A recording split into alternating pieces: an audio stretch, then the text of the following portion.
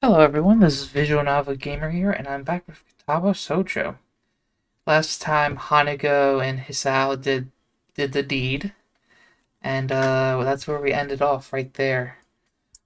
They showed her scars before the scene, she explained what happened more, and this is just right afterwards. My heart beats back to normal. I'm okay. Oh yeah, he almost did have a heart attack near the end. I turn my face towards Hanago, who's already looking at me. Her expression looks pretty dazed, but under that, there's definitely a look of concern. She's realized what happened. I'm okay. Everything's back to normal. I find myself barely able to get the words out between breaths. I don't think sex would tire a normal body out this much, so I have no doubt my condition's at least partially at fault. Why did my body have to do this right now? All thought of my heart, though, are pushed aside as I see the wide smile forming on Hanako's face. As always, I smile back without another thought. Hanako's smile has always been infectious in its almost childlike sweetness and earnest, something that sets her apart from anyone else I know. Right now, we don't need words. Everything we want to communicate to each other, we can share just fine without them.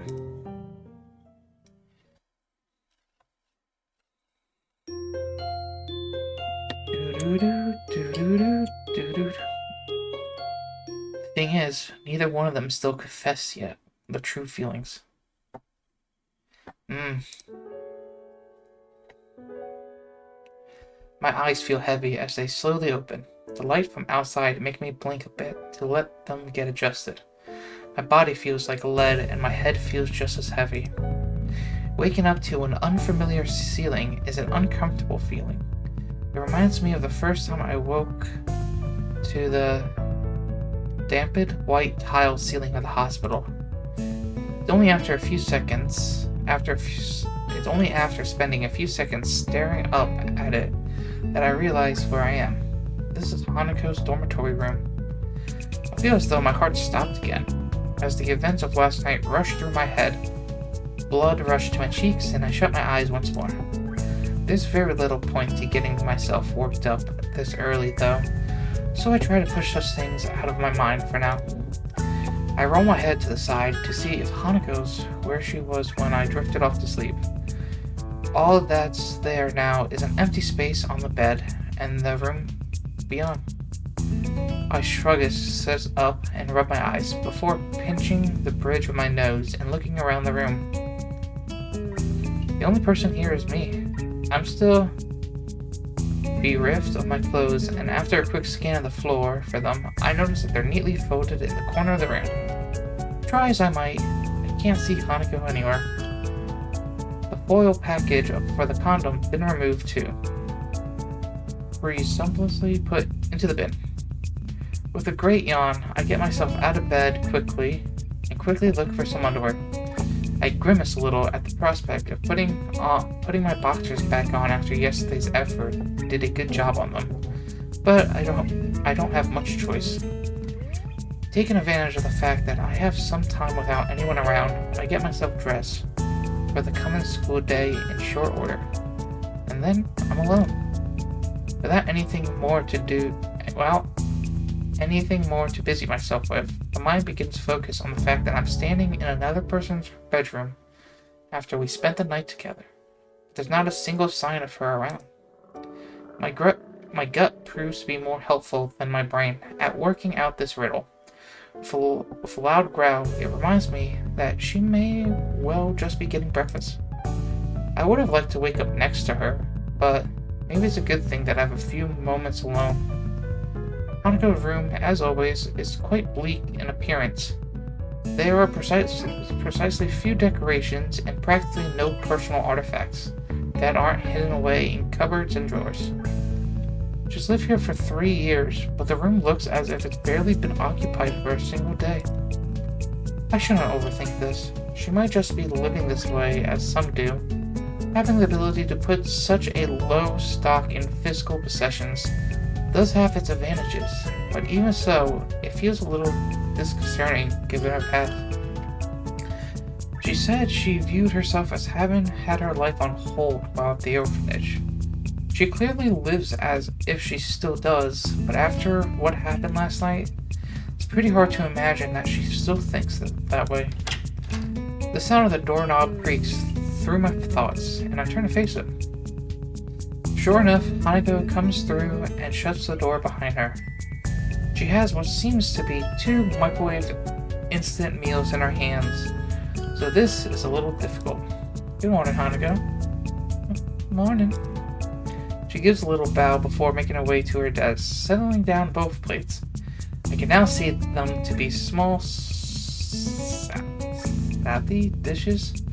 Their contents steaming with a fork stuck inside the rice of each. I give thanks to her for bringing them in, and we each take one and get down to eating. She sits on her desk chair while I sit on the side of her bed.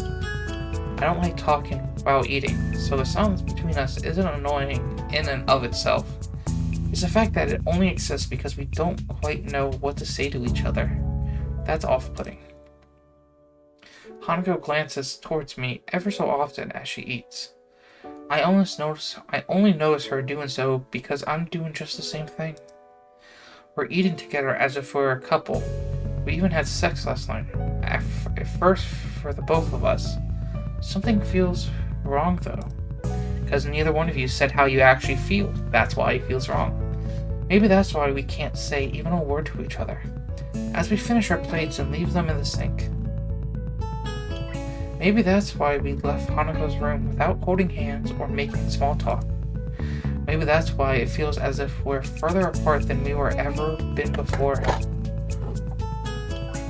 We enter the classroom together, neither of us so much as glancing at each other. Just after we do so, I realize that this may have been a mistake. Susune lifts her eyebrow at the sight, her suspicions raised. We reach the center aisle between the classroom desks and look at each other. I'm not quite sure what should I say. Does she want me to dress her as her girlfriend? I didn't think our relationship was... Oh, that's why this feels so strange. See ya. Okay. I awkwardly hold up a hand as we part and take our seats at our respective desks. I can't even look back to her out of embarrassment. I feel like the gulf between Hanako and me is because of me. Susune begins to make her way towards me, but then Muto enters the room. I'm thankful for his arrival, being so well timed. Throwing Susune and her questions away, to wait for another time. I wouldn't have been able to answer her anyway. I like Hanako, but I never told her what my feelings for her are. Hanako never said she saw me as anything beyond a friend, either. Yet despite that, we slept together. See? That's why it's awkward, that's why you guys can't speak, because neither one of you said anything. The bell to signal the beginning of lunch rings out. Muto is taken a little off guard, his chemistry lecture being cut off mid-sentence, much to his charm. For the entirety of the class, his rambling has passed through one ear and out the other, as my mind mulls over the question of Hanako. I can't get her out of my head, and now that I've managed to wind myself up about it, I realize that she never said yes to what we did. She didn't say no either, but would she have been able to?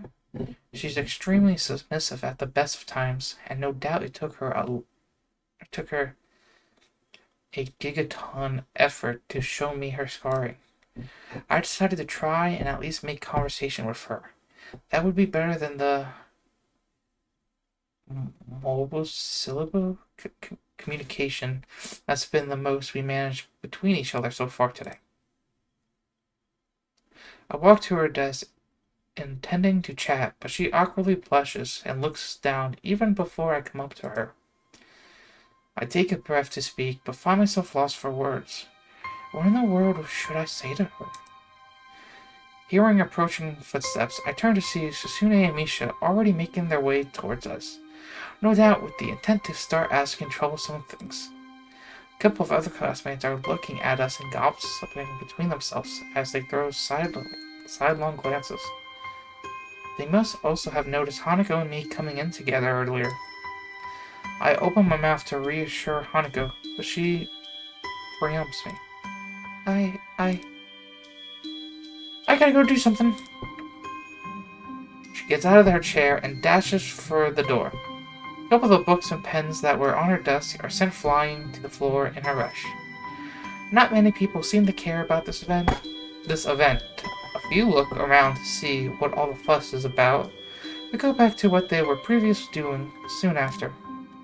I'm left despairingly looking at the door that Hanako disappeared out of.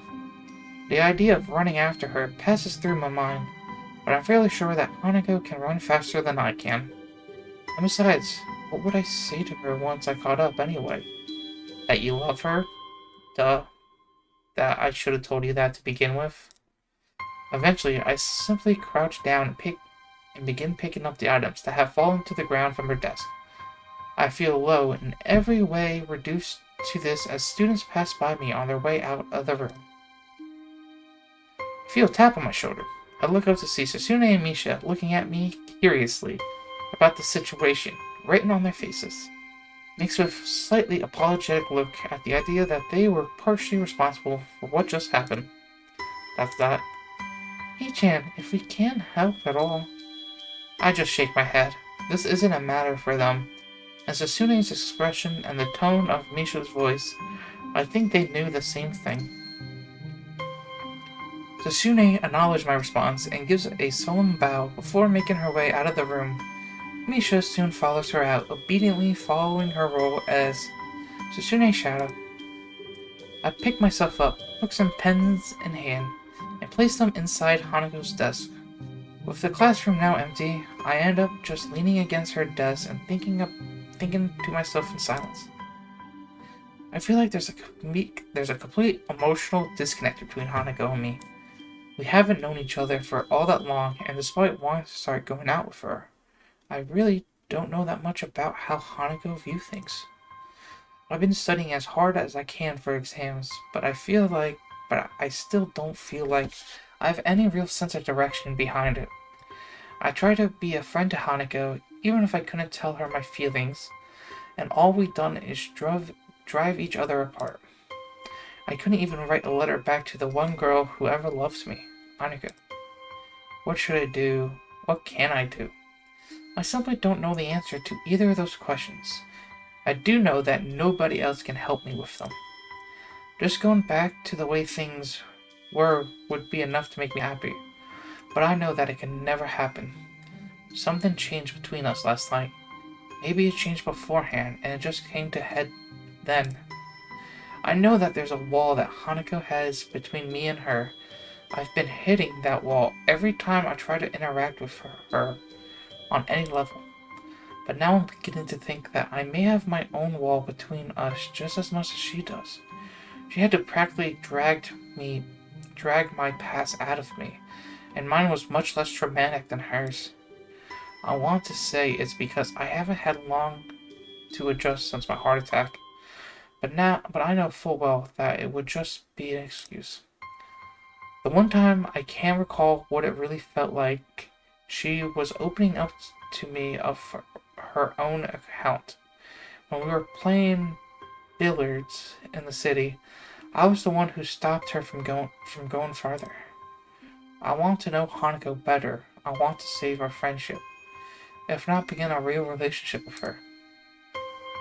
My mind begins to tick as I sit against her desk, thinking to myself in the empty classroom that we spend so much time in together. I have to talk to Hanako. I pace around in the park, feelings of anxious rolling over me. Every so often, I reach into my pocket to take out my phone, but each and every time I hesitate and ended up slipping it back in. If this was any normal situation, I wouldn't be cutting classes. Unfortunately, it isn't, and so I find myself in town below the school at 2 in the afternoon. Ever since I met Hanako, I've been the one to initiate everything between us. the one that started conversations, went to her wherever she was, and suggested what we should do. Today, this once, I don't want to be the only one doing that. My hand dives into my pocket once again. This time, I quickly navigated to the text menu before I had the chance to change my mind again. Hanako, if you want to talk, I'll be at the park in town for a while. Fighting a last measure of doubt, I thumb in my message to Hanako and press the button to send it. And now, I wait. My part in this has been fulfilled. What needs to happen now is for Hanako to make the decision. It would be meaningless for me to drag her here. She needs to decide for herself whether she wants to meet me. The apple juice from the vending machine tastes awful bitter. As I swallow it down, my grip on the can has caused it to dent slightly in the middle. I shouldn't be this tense, but it's pretty inevitable. Hanako is dear to me. What happened in the last couple of days has put a lot of pressure on both of us. The idea of losing all the progress we made and coming closer to one another, and losing our friendship as a whole, is deeply upsetting. But even then, I still don't really know how close we are. We may have had sex, but before that, all I knew us to be was friends. Maybe we are more than that, but if so, I never realized it. Maybe that's why I feel so uneasy right now. I don't understand Hanako. Despite all the time we spent together, the minutes are ticking by and I still have no idea whether she'll show up. Hisao? Pause for a moment, almost not believing that I'm hearing the voice I am hearing. I drop the can and stand up with a start. Hanako. We look at each other for a few seconds before Hanako becomes too embarrassed to maintain eye contact and begins to nervously fiddle with the roughly cut lock of hair covering the side of her face. When I went to see Hanako in her room by herself after her breakdown, I had no idea what to say. That was fine then. All either of us wanted was each other's presence. Now though, I feel like I need to talk to her directly. I want to break down this wall between us before it forces us apart for good. Hanako, what we did that night, how should I interpret that? Hanako stops playing with her hair and looks at me. Her head casts slightly downwards. She looks ashamed, which is probably a good mirror of how I would look now if I weren't so concerned. I thought you might eventually go away if I was only someone you needed to protect. Oh no. Oh god, don't tell me what I think it is. She let us have sex at first so we wouldn't go away from her. Oh my god, that's terrible. That hurts. Oh god, that. I thought that if I let you do that, you might see me as someone more than that. Oh, that's bad. That's real bad. Oh, I feel so bad now. My heart. My first reaction is disbelief, but I did do it with her. After all, I had plenty of opportunities where I could have stopped things, stepped back, and questioned what we were doing. In the end, though, I didn't. A horrible feeling rises in the pit of my stomach. She offered herself to me because of what she thought I wanted, and now it feels like I took advantage of her. That's exactly what I was thinking. She may have been willing, but only under false preemptives. I've never been good at hiding my emotions from physically showing, and now is no different. Hanako looks down once more, a strange emotion of depression, regret, and sickness was written to her face. Thick silence hangs in the air, save for the breeze blowing through the trees around us. I knew you couldn't look at me that way. Hanako's words are said in little more than a whisper, seemingly directed just as much as herself as to me. In what way? What do you mean? All I ever was to you was useless person. Just someone to protect. Someone like a child. I wanted to be more to you than that. But after so long, I got used to it. The tone of her voice is unlike any I have heard her use before. She sounds disgusted, not at me, but at herself. I told you, she does not want to be someone protected. She wants to be with you. I said that a long time ago. After I came out of my room, I saw that you had started drifting away. I felt like I was going to lose you because you wanted someone you could have that kind of relationship with. You were more quiet in school than before, and you were getting on so well with Yuko. I thought that I might lose you. She thought I was bored of her because I wanted a romantic relationship. But we're friends, right? I wouldn't just abandon you like that, even if what you're saying was true. Friendship was something I thought I'd given up on. I stopped believing in others after what happened after the accident. Before the accident happened, I got on well with people and other children. I didn't have many friends, but I didn't mind, because I treasured the ones that I had.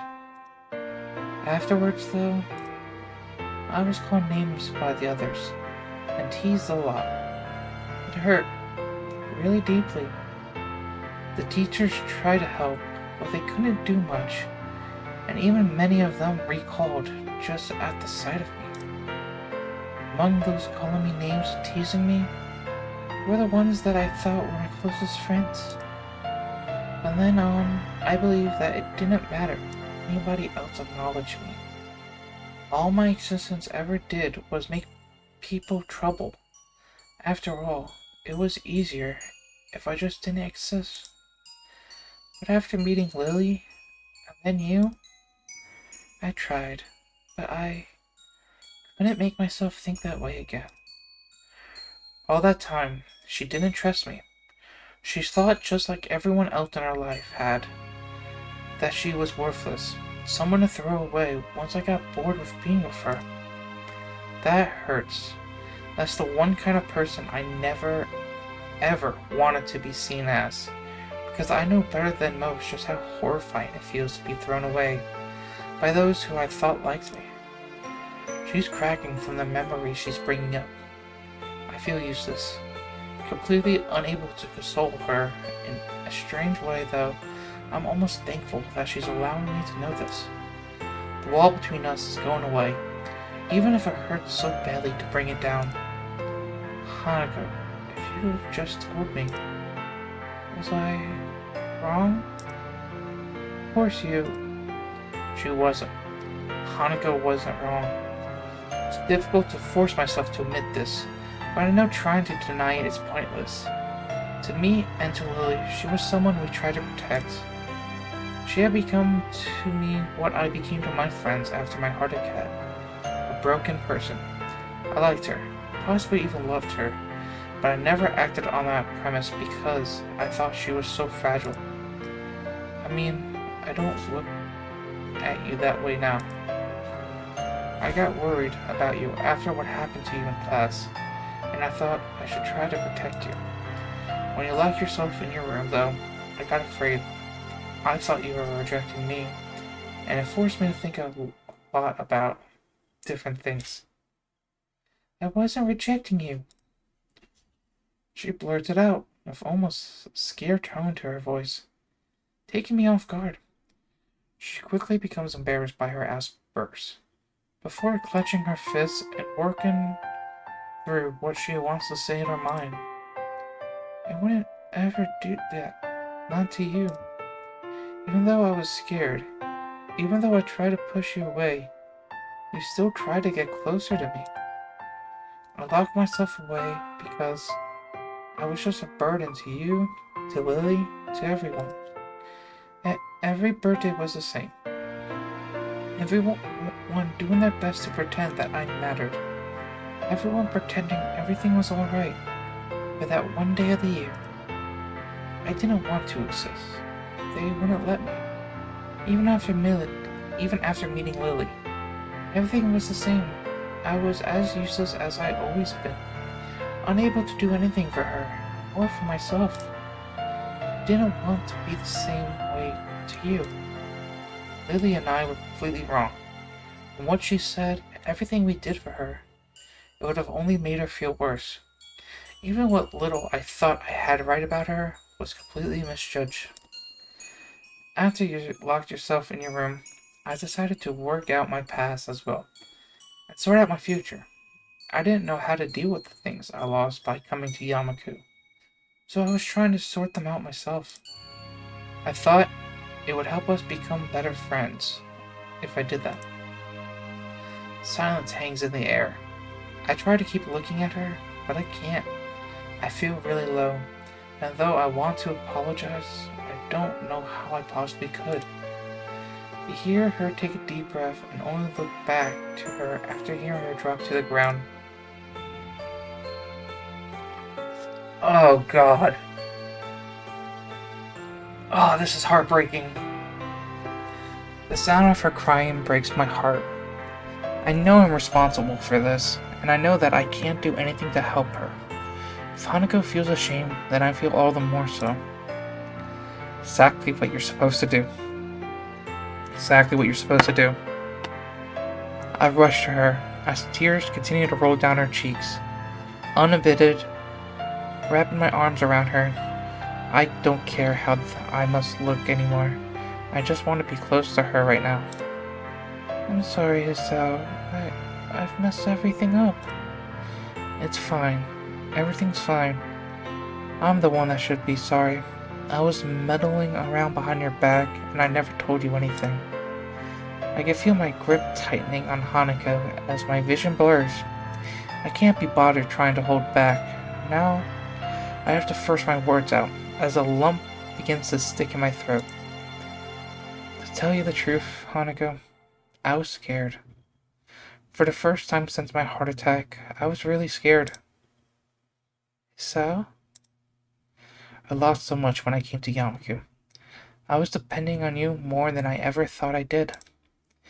Even now, I still have the hole inside me. After losing my entire life, and everyone I know, the thought of losing you as well. But I'm just a useless. You're my friend, Hanako.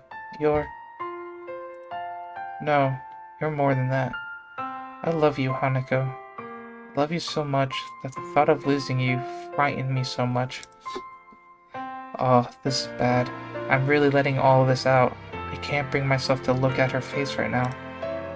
I'm sorry, Hisao. I can't help feeling a bit happy. For so long, that's what I wanted to hear. The last of the floodgates breaks. The sound of her crying, pre-meeting the air as her body jerks against mine. We hold each other tightly, connected more closely than ever in our shared grief and our shared happiness. I don't know how things are going to look after this right now, though. I don't care. There's no other person in the world that either of us could possibly share these memories and emotions with. Nobody. After dropping the dirty can into a bin next to the bench, I take a seat beside Hanako. She puts away her handkerchief I gave her to clean herself up, which hasn't helped much. Then again, I doubt I look much more presentable either. Even now, I feel emptied and a bit embarrassed after letting my emotions out in public like that. It's not a bad sensation, though. I think Hanako feels the same way, too. Have you calmed down a bit? Yes, thank you. For a while, we just sit and take our time before talking again to one another. We both need a little time to collect ourselves. The weather is nice at this time of year. Yeah, it is. I close my eyes for a moment, realizing the feeling of the sun's heat and the cool breeze against my face. The weather really is nice. Today, really, really nice. You know, I don't really want to go back to classes right now. Do you? She shakes her head as she finishes wiping her eyes with her cuff. The small smile she gives is nice and it's a reminder of how earnest it can be. Smiling for other people might be completely normal, everyday thing. For Hanako, though, she smiles so rarely and so sincerely that each and every time she does, I feel a sense of relief and a happiness. I'm sorry for everything. It's okay. I think we both have a bit to apologize for. I know that. Too shy. I know you don't want me to be. I don't think I can. You can change, Hanako. I know that, because even in the time I knew you, you already changed. To be honest, just being able to sit here and talk to you like this means that you changed a lot since we first met. But it can't be like that for anyone else. I don't have any plans for after school ends either. Hanako's confidence begins to slide down again. But I think now I can finally talk to her as an equal. I can do it because I know that we're just the same in so many ways. Just give yourself time, and I think you'll be able to achieve what you want. No, I'm sure that you'll be able to do it. I can see you've been trying, and I have faith in you. And you could depend on me if you feel like you need someone to support you, you know. But I can't ask that of you. You can, because that's exactly what I'm asking of you. I'm going through the same thing, you know. It's called love. Hanako smiles before I get off the bench and dust myself off. She does the same in short measure. I'm kinda hungry. Want to grab something to eat? She nods viviously. The way she's smiling, the way she's acting, even just the general air she gives off. I feel as if this is the first time I've seen her genuinely happy. We both make our way onto the street, walking beside each other. Isao? Yeah? I think I don't really understand you. I don't think I understand you either. I believe that's fine though. There's not a single hint of despair in our voices. Not understanding each other is only natural. The walls we set up between ourselves couldn't possibly be broken down in a single day. But that's fine. As long as we take it day by day and try to understand one another, I think everything will be okay. As we walk down the street, though, Hanako's eyes flick to meet my face and back to the street repeatedly. Something on your mind? You look restless. She slows before stopping completely. When I turn to meet her, she takes a long, deep breath, looking at my face intently. This expression. I saw it once before on her face. Just once, when I accidentally surprised her in her room. I think I have something I need to give to you. What is it? You don't need to be evasive about it. I wanted to give you this for a long time, but now that I have to, it's too embarrassing. Don't worry, I'll accept it, whatever it is. She gives a sweet, bashful smile before taking my shoulder in her hand. Then please accept my first gift to you, Hisao. Hanako? Oh, it's a kiss. Oh, that's adorable. Oh, that's adorable. Absolutely adorable. Wait, don't tell me that's how it ends. Alright. I'm clapping for that. That was very, very good, this route. I enjoyed that so much, actually. I'm sorry. Oops. No idea what happened there, but okay. But yeah, that was Hanuko's route. I enjoy that extremely a lot. That was freaking good. And next time I am going to start Susune's route. That's the route I want to start next. So you guys can look forward to that. Hopefully it's Susune's route, but I'll play whatever route I get. So I hope you guys like, comment, subscribe. This has been Visual Novel Gamer, and I'll see you all next time. Peace.